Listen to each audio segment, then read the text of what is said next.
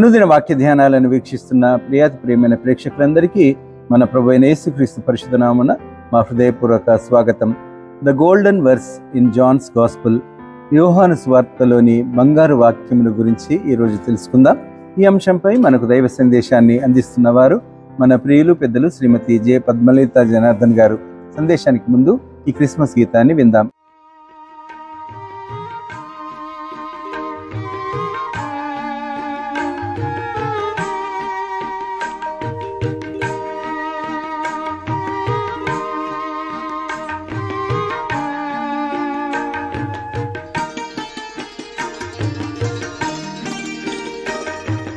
జనించేదే దివ్య రూపుడు, ఉదయించే జీవన జ్యోతి. జనించేదే దివ్య రూపుడు, ఉదయించే జీవన జ్యోతి.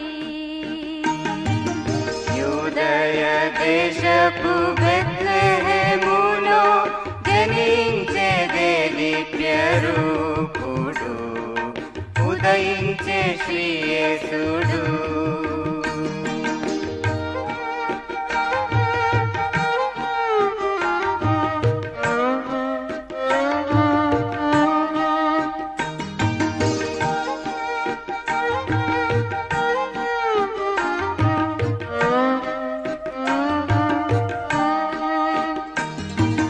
ప్రకటించే ప్రభుదూత రక్షకుని జననం.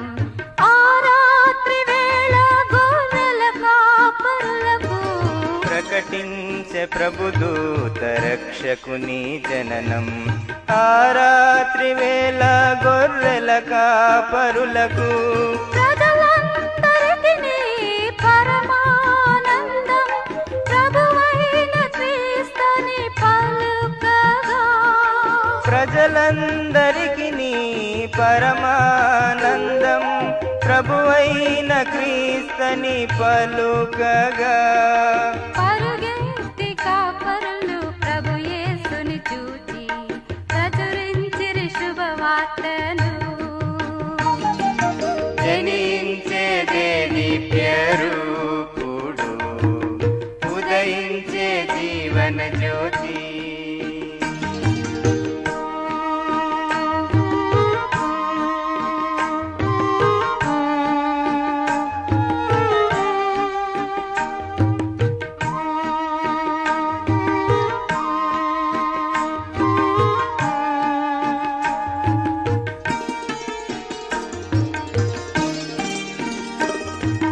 ప్రకటించే ప్రభు తారరాజు జననం.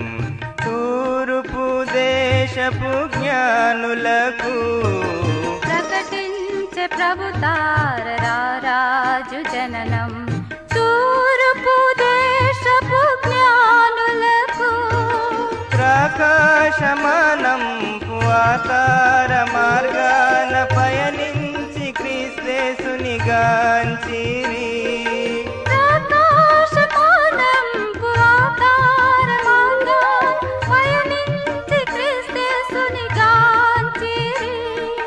ప్రణమిల్లి మ్రొక్కి బంగారు సామ్రాణి పరిమళ ద్రవ్యములిచ్చిరి. జనించేదే దివ్య రూపుడు, ఉదయించే జీవన జ్యోతి.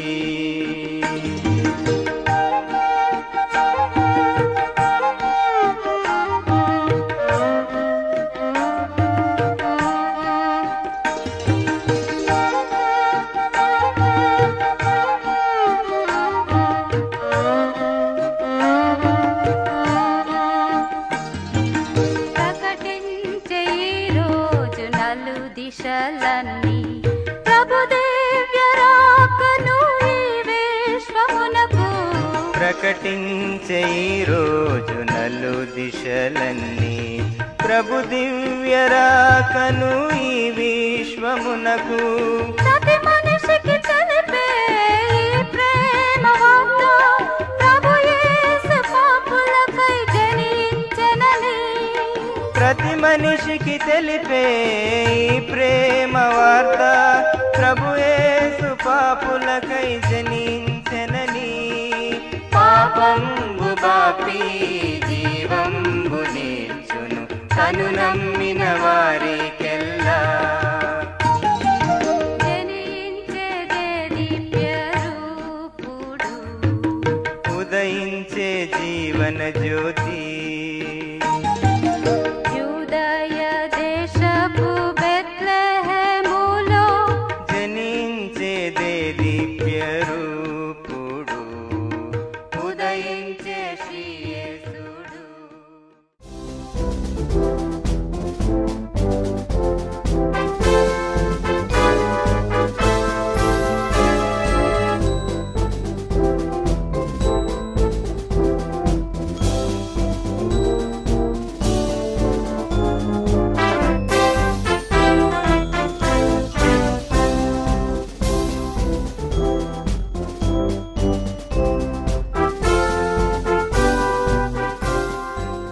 యేసుక్రీస్తు పరిశుద్ధ నామములో మీకు అందరికీ శుభములు కలుగును గాక. ప్రేమ నమ్మకం గల ప్రభువా, కృపగల నాయన, నీ పాదాలకు వందనాలు, స్తోత్రాలు, కృతజ్ఞతలు. ఈ లేఖన భాగాన్ని మీరు ఆశీర్వదించండి. అనేకులకు ఉపయోగపడంగా నన్ను ముందుగా దిద్దునట్లు సహాయం చేయమని నజరేయుడైన యేసుక్రీస్తు పరిశుద్ధ నామములో ప్రార్థన చేసి వేడుకుంటున్నాను పరమ తండ్రి, ఆమేన్. యోహాను సువార్త 3వ అధ్యాయం 16వ వచనం. దీని గురించి తెలవని వారు ఉండదు.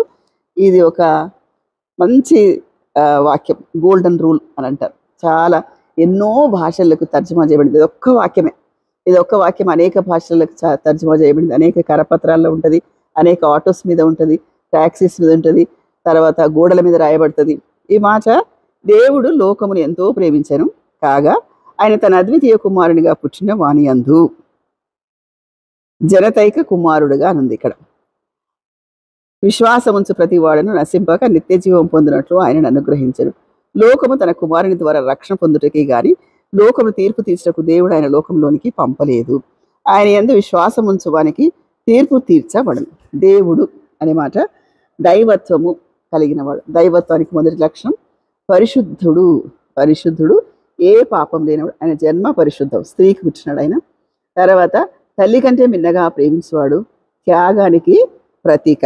ఆ లక్షణాలు ఉన్న దేవుడు. దేవుడు లోకమును, లోకం అంటే బైబిల్ భాష ప్రకారంగా శరీరాశ, నేత్రాశ, జీవపు డంబం, ఇలాంటి లోకాన్ని ఎంతో ప్రేమించాడు. ఎందుకు ప్రేమించాడు దేవుడు అంటే, ఉత్పత్తి క్రమంలో ఆది కాండంలో మనం చూస్తాం. దేవుడు ఆదాము సృష్టి అంతా కలగజేసి ఆదామును నేలమట్టితో తీసుకొని ఆయన పోలికలు సృష్టించి నాసిక రంధ్రాల గుండా జీవవాయువుగా అతని జీవాత్మ ఆయన. ఆదాము ఒంటరిగా ఉండుట దేవుడికి ఇష్టం లేదు కనుక ఆయనకు గాఢ నిద్ర కలగజేసి హవ్వను సృష్టించాడు. వారిద్దరిని ఏదేనో అనే తోటలో, సౌఖ్యం అన్నాను, ఆ తోటలో వారికి ఏర్పాటు చేసి వారు నివాసం చేస్తున్నారు. అక్కడ వాళ్ళు దేవుని మాటకు అవిధేయత చేసినందువలన దేవుడికి కోపం వచ్చి వారిద్దరిని పంపించేసి ఆ ఏదైనాలోంచి వారిని తీసేసి అక్కడ ఆ చుట్టూ కూడా వాళ్ళు మళ్ళీ రాకుండా ఉండడానికి వీలు కల్పించాడు దేవుడు. అప్పుడు అనుకున్నాడు అనమాట, వీళ్ళని పాపంలోంచి పరిహరించాలా. అయితే ఏంటి దేవుడి ప్రణాళిక అంటే, తన అద్వితీయ కుమారుణ్ణి గా పుచ్చిన వాని యందు విశ్వాసముంచు ప్రతివాడు నశింపక నిత్య జీవం పొందినట్లు ఆయన అనుగ్రహించారు. నా అద్వితీయ కుమారుణ్ణి లోకంలోనికి మానవుడిగా పంపించాల. మానవుడిగా దేవుడిగా పంపిస్తే దేవుడు కొంచెం డిస్టెన్స్లో ఉంటాడు, దేవుడిని సమీపించడానికి వెరుస్తారు కాబట్టి మానవుడిగా పంపించాలి. కాబట్టి ఆయనను మానవుడిగా ఈ లోకానికి పంపించి మనలాగానే జీవించడానికి ఆయనను ఒక స్త్రీని ఒక పాత్రగా ఎన్నుకొని ఆ స్త్రీ ద్వారా ఈ లోకానికి పరిశుద్ధాత్మ వలన అనేది మర్చిపోకూడదు. పరిశుద్ధాత్మ వలన కన్య అయిన మరియ గర్భం ధరించి యేసుక్రీస్తుకు జన్మనిచ్చింది. కాబట్టి ఆయన జీవితం అంతా పరిశుద్ధమైంది. ఆయన ఎందుకోసం వచ్చాడు అద్వితీయ కుమారుడిగా? ఫిలిప్పీ పత్రికలో ఉంటుంది. ఫిలిప్పీ పత్రిక 2వ అధ్యాయంలో చాలా చక్కటి మాటలు ఉంటాయి. ఆయన ఎలాంటి జీవితం జీవించాడనమాట. ఫిలిప్పీ పత్రిక 2వ అధ్యాయం 2వ వచనంలో చాలా చక్కటి మాటలు ఉంటాయి. క్రీస్తు యేసునకు కలిగిన ఈ మనసు 2వ అధ్యాయము ఫిలిప్పీ పత్రిక 6వ వచనం. ఆయన దేవుని స్వరూపమును కలిగిన వాడయుండి దేవునితో సమానంగా ఉండుట విడిచిపెట్టకూడని భాగ్యమని ఎంచుకొనలేదు కానీ మనుష్య పోలికగా పుట్టి దాసుని స్వరూపము ధరించుకొని తన్ను తానే రిక్తునిగా చేసుకొను. ఈ మాట కొంచెం వివరంగా చూసుకుందాం. దేవునితో సమానంగా ఉండుట, ఆయన అద్వితీయ కుమారుడు కాబట్టి దేవునితో సమానంగా ఉండడానికి అవకాశం ఉంది. అది ఏం చేశాడంటే వదిలిపెట్టేసి దాసుని స్వరూపము యేసుక్రీస్తు ప్రభు శిష్యులకు పాదాలు కడిగినప్పుడు దాసుని స్వరూపము, ఆయన నడుముకు ఒక తువ్వాలు గడుచుకొని వారి పాదములు కడిగినట్టుగా ఉంది. దాసుని స్వరూపము ధరించి ఏం చేశాడంటే తను తాను రిక్తునిగా చేసుకున్నాను. మరియు ఆయన ఆకారమందు మనుషుడుగా నరుడిలాగా పుట్టాడు. మరణము పొందినంతగా అనగా శిలువ మరణము పొందినంతగా విధేయత చూపిన వాడై తను తాను తగ్గించుకున్నాడు. ప్రతిసారి పరిసయ్యులు మాట్లాడినా, పిలాతు మాట్లాడినా, ఎవ్వరి ముందర తీర్పుకు నిలబడ్డా తను తగ్గించుకునే మాట్లాడాడు. నువ్వు యూదులకు రాజువన్నవా అంటే మీరు అన్నట్లే, అలాంటి విధేయత కలిగిన మాటలు మాట్లాడతారు. ఎక్కడికి వచ్చాం మనము? దేవుడు లోకం ఎంతో ప్రేమించారు కాగా తన అద్వితీయ కుమారుడుగా పుట్టిన వాని యందు ఇలాగ తగ్గించుకున్న ఆయన యందు ప్రతివాడును, అంటే ఎవరంటే ప్రతివాడంటే లోకంలో ఉన్న ప్రతి ఒక్కరు, అంటే ఇక్కడ నా భేదం లేకుండా అందరూ ఆయన యందు విశ్వాసం ఉంచాల. ఎందుకు ఉంచాలా విశ్వాసము? లోకము నిత్య జీవం పొందినట్లు ఆయనను అనుగ్రహించడానికి రక్షణ, నిత్య జీవం అనే వరాలు ఇస్తాడు. కాబట్టి యేసుక్రీస్తు ప్రభుని లోకానికి పంపించాడు. అది మత్తయి సువార్తలను, లూకా సువార్తలను యేసుక్రీస్తు చిన్న శిశువుగా నరుడుగా పుట్టి తల్లి పాలలో తండ్రి పాలలో పోషింపబడి పరిసయ్యుల మధ్య మర్యాదగా నడిచి తన పరిచర్య జీవితాన్ని 30 ఏళ్ల ప్రాయంలో మొదలుపెట్టి 33 సంవత్సరాల వయస్సులో ఆయన శిలువ మీద వేలాడి చనిపోయి తిరిగి లేచి పునరుద్ధారుడై అనేకులు కనబడి తిరిగి రానయ్యున్న దేవుడు. అట్టి దేవుని ఇంకా ఒకవేళ అంగీకరించకపోతే ఆయన అంగీకరించి ఆయన మాట ప్రకారంగా జీవించే కృప దేవుడు మనకు దయచేయును గాక.